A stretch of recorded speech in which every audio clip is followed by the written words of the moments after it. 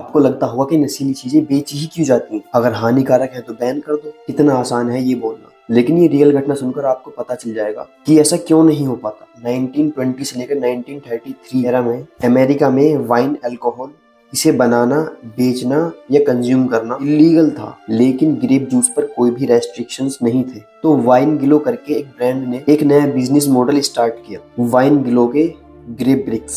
ये concentrated grape juice के solid blocks होते थे, जो एक लीगल ग्रेप प्रोडक्ट था, लेकिन उसका असली पर्पस कुछ और ही था। इन बॉक्सेस के ऊपर क्लेवरली लिखा हुआ था, वार्निंग, इस ब्लॉक को पानी में घोल के अगर आप इसमें यीस्ट मिला दो और 21 दिन तक इसे अंधेरे कपबोर्ड में रखो तो फर्मेंटेशन होगा और इससे इलीगल वाइन बन जाएगी। तो ऐसा बिल्कुल मत करना। लोग समझ गए, घरों घरों के कपबोर्ड में अब वाइन फर्मेंट होने लगी।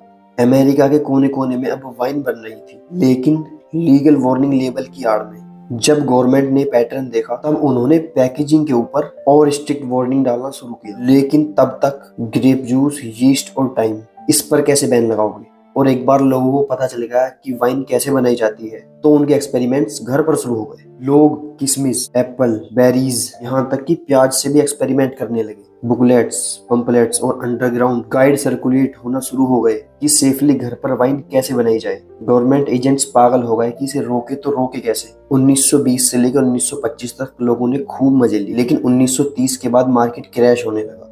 ग्रेप्स का ओवर प्रोडक्शन हुआ और प्राइसेस नीचे गिर गए। लोग बोर हो गए घर पर वाइन बनाकर। कुछ लोग गलत तरीके से वाइन बनाकर पीने की वजह से बीमार होने लगे। अल्कोहल कंजप्शन से हुई मौतें बढ़ने लगी। एट लास्ट गवर्नमेंट ने हार मान ली, क्योंकि वो इसे रोकने में पूरी तरह से फेल हो चुके थे। उन्होंने वाइन बेचने पर से रेस्ट्रिक्शंस हटा ली और इस बार गवर्नमेंट ने वाइन को सिर्फ लीगलाइज ही नहीं बल्कि उसको मोनेटाइज भी किया। क्योंकि कोशिशें उन्होंने सारी की थी, लेकिन बचाने वाले से ज्यादा जब बेचने वाले स्मार्ट हो जाएं, तब ज्यादा मोरल ऑप्शंस नहीं बचते। Follow for more.